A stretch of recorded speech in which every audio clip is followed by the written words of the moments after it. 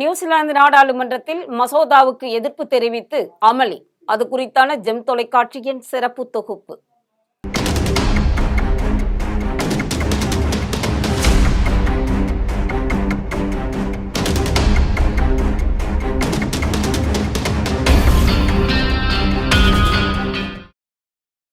British மற்றும் பழங்குடி மவோரிகளுக்கு இடையிலான 184 ஆண்டு பழமையான ஒப்பந்தத்தை மறுவிலக்கம் செய்யும் சர்ச்சைக்குரிய மசோதா மீதான வாக்கெடுப்பை எதிர்த்து மவோரி உறுப்பினர்கள் நியூசிலாந்து பாராளுமன்றத்தில் போராட்டம் நடத்தினார்கள். முதலில் 1840ஆம் ஆண்டில் பிரிட்டிஷ் அரசு 500க்கும் மேற்பட்ட மவோரி இனத்தவர்களுக்கு மசோதா நிறைவேற்றி கையெழுத்திட்டது. இது வைதாங்கி ஒப்பந்தம் என்று அழைக்கப்பட்டது. அந்த ஒப்பந்தம் இரு தரப்பினரும் எவ்வாறு ஆட்சி செய்ய ஒப்புக்கொண்டனர் என்பதை வரையறுக்கிறது. அந்த ஆவணத்தில் உள்ள உட்பிரிவுகளின் விளக்கம் இன்றும் சட்டம் மற்றும் கொள்கைக்கு வழிகாட்டியாக உள்ளது என்றே கூறலாம். நீதிமன்றங்களினுடைய தீர்ப்புகள் மற்றும் ஒரு தனி மவோரி தீர்ப்பாயம் பல தசாப்தங்களாக மவோரி உரிமைகளையும் சலுகைகளையும் படிப்படியாக விரிவுபடுத்தி வந்தது என்றும் கூறப்படுகிறது. இருப்பினும் இது பழங்குடி அல்லாத குடிமக்களுக்கு எதிராக பாகுபாடு காட்டுவதாகவும் சிலர் குற்றம் சாட்டி வருகின்றனர். ஆளும் மைய வலது கூட்டணி அரசாங்கத்தின் மற்றொரு பிரிவான ஏசிடி அதாவது ஆக்ட் நியூசிலாந்து கட்சி கடந்த வாரம் வைதாங்கி ஒப்பந்தத்திற்கு ஒரு குறுகிய விளக்கத்தை சட்டத்தில் சேர்க்கும் மசோதாவை வெளியிட்டது. இதுதான் பிரச்சனைக்கு ஆரம்பம் என்றே சொல்லலாம்.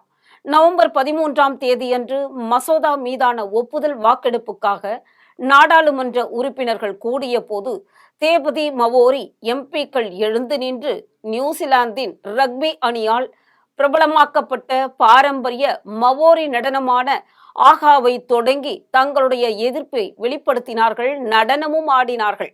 பாராளுமன்ற வளாகத்தில் இருந்தவர்கள் கூச்சலிட்டதால் பாராளுமன்றத்தில் சலசலப்பு ஏற்பட்டு கூட்டமானது சிறிது நேரம் இடைநிறுத்தப்பட்டது. ஆக்ட் நியூசிலாந்து தலைவர் டேவிட் சிமோர் கூறுகையில், இந்த மசோதாவை எதிர்ப்பவர்கள் அச்சத்தையும் பிளவையும் தூண்ட விரும்புகிறார்கள் என்று கூறினார். ஒவ்வொரு நபருக்கும் அதிகாரம் அளிப்பதே இந்த மசோதாவினுடைய நோக்கம் என்றும் அப்போது அவர் தெரிவித்தார்.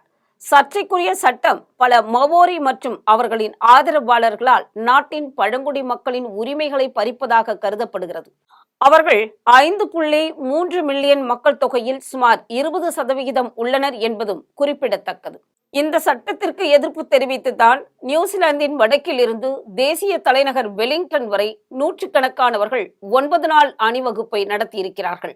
அவர்கள் தெற்கு நோக்கி நகரும் போது நகரங்கள் மற்றும் நகரங்களில் பேரணிகளை நடத்தினார்கள். வெலிங்டனுக்கு வடக்கே சுமார் 450 கிலோமீட்டர் தொலைவில் உள்ள ரொட்டோருவா வழியாக சுமார் 10,000 பேர் அணிவகுத்து சென்றதாக நியூசிலாந்து காவல்துறையானது ஒரு அறிக்கையில் தெரிவித்திருக்கிறது. ஆர்ப்பாட்டக்காரர்கள் சிலர் பாரம்பரிய உடைகளை அணிந்தும் நடனமாடியும் வந்ததாகவும் கூறப்படுகிறது. நூற்றுக்கணக்கானவர்கள் மவோரி கொடியை அசைத்து கோஷமிட்டபடி சென்றதாகவும் கூறப்படுகிறது. இந்த அணிவகுப்பு வெலிங்டனை ஓரிரு நாட்களில் வந்தடையும். அங்கு பல்லாயிரக்கணக்கானோர் ஒரு பெரிய பேரணியில் கூடுவார்கள் என்றும் கூறப்படுகிறது. இந்த மசோதா அதன் முதல் வாசிப்பை நிறைவேற்றி இருந்தாலும் அது சட்டமாக இயற்றுவதற்கு போதுமான ஆதரவை இன்னும் பெறவில்லை என்பதுதான் உண்மை. அதற்கான வாய்ப்பும் இருக்குமா என்பதும் சந்தேகம்தான். கூட்டணி கட்சியான தேசிய கட்சி மற்றும் நியூசிலாந்து ஃபர்ஸ்ட் ஆகியவை கூட்டணி உடன்பாட்டின் ஒரு பகுதியாக 3 வாசிப்புகளில் முதல் வாசிப்பின் மூலம் மட்டுமே சட்டத்தை ஆதரிக்கின்றன. அதாவது 1/3 பங்கு என்று கூறலாம். இரு கட்சிகளும் இது சட்டமாக மாறுவதை ஆதரிக்கப் போவதில்லை என்றும் கூறியிருக்கிறார்கள். அதாவது இது கிட்டத்தட்ட நிச்சயமாக தோல்வி அடைவதற்கான சாத்தியக்கூறுகள் அதிகம் என்றே கூறப்படுகிறது. நியூசிலாந்தின் இளம் எம்பியான 22 வயதான ஹனா ராகுதி மைபி கிளார்க் நாடாளுமன்ற அமர்வின் போது ஆவேசமாக சர்ச்சைக்குரிய ஒப்பந்த கோட்பாடுகள் அடங்கிய மசோதாவின் நகலை கிழித்தெறிந்த போது சத்தமாக எதிர்ப்பை வெளிப்படுத்திய விதம் அனைவரையும் ஈர்த்ததோடு சமூக வலைத்தளங்களில் வைரலாகி வருகிறது. அது மட்டுமல்ல, சர்வதேச ஊடகங்களிலும் தலைப்புச் செய்திகளில் இடம் பிடித்திருப்பது என்பதும் குறிப்பிடத்தக்கது. தேபதி மவோரி எம்பியின் வீடியோ தற்போது வைரலாகி இருக்கிறது. அதில் அவர் ஒரு ஆவணத்தை கிழித்தெறிவதை காட்டுகிறது. அதைத் தொடர்ந்து ஒரு பரபரப்பான ஆகாவுடன் பொது கேலரியில் இருந்து ஆதரவை பெற்றது. அக்கா விரைவாக எதிர்க்கட்சி இருக்கைகள் மற்றும் பொது கேலரி வழியாக அது பரவியது. இது அரை சுத்தம் செய்யப்பட்டு மைபி கிளார்க் இடைநீக்கம் செய்யப்பட்டார் என்றும் கூறப்படுகிறது. சலசலப்பு இருந்த போதிலும் மசோதாவானது ஒரு வாசிப்பை நிறைவேற்றியது என்றே கூறப்படுகிறது மற்றும் இப்பொழுது மற்றொரு வாக்கெடுப்புக்கு முன்னர் ஒரு பொது சமர்ப்பிப்பு செயல்முறைக்கு மேலும் வாய்ப்பு ஏற்பட்டிருக்கிறது. நியூசிலாந்து சமூகத்தில் இது அம்பலப்படுத்தியுள்ள ஆழமான பிளவுகளை எடுத்து காட்டுகின்ற வகையில் இந்த மசோதாவை எதிர்த்து 1840ஆம் ஆண்டில் கையெழுத்திடப்பட்ட வைதாங்கி ஒப்பந்தத்தை மையமாக கொண்டதுதான் இந்த மசோதா. ஒப்பந்தத்தின் கொள்கைகள் அனைத்து நியூசிலாந்துக்காரர்களுக்கும் சமமாக பொருந்தும் என்று வரையறுக்க இது முற்படுகிறது. இந்த நடவடிக்கை கடுமையான விமர்சனங்களையும் ஈர்த்திருக்கிறது. இது மாவோரி உரிமைகளை குறை மதிப்பிற்கு உட்படுத்துகிறது மற்றும் இனப்பிரிவினையை தூண்டுகிறது என்று எதிர்ப்பாளர்கள் குற்றம் சாட்டி வாதாடி வருகிறார்கள். இதுதான் உண்மை.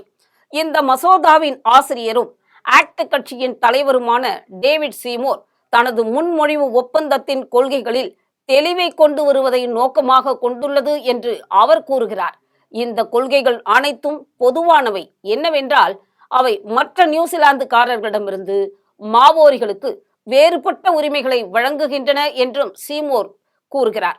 பிரதம மந்திரி கிறிஸ்டோபர் லெக்சன் இந்த மசோதாவுடன் உடன்படவில்லை என்றாலும் சீமோரின் கட்சியுடன் ஒரு அரசியல் உடன்பாட்டின் ஒரு பகுதியாக அதற்கு ஆதரவாக வாக்களிக்க தனது கட்சியை அனுமதித்தார் என்றும் ஒருபுறம் சொல்லப்படுகிறது. இந்த முடிவு எதிர்க்கட்சி உறுப்பினர்களிடையே கடும் அதிருப்தியையும் ஏற்படுத்தி இருக்கிறது.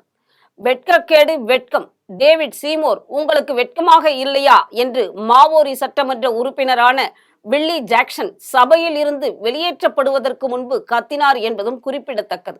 இந்த தேசத்திற்கு நீங்கள் என்ன செய்ய முயற்சிக்கிறீர்கள் என்பதற்காக நான் வெட்கப்படுகிறேன் என்று அவர் ஆவேசப்பட்டு கத்தியதால் தான் அவரை சட்டமன்றத்திலிருந்து வெளியேற்றினார்கள். அந்த வீடியோவும் தற்போது வைரலாகி வருகிறது என்பது குறிப்பிடத்தக்கது.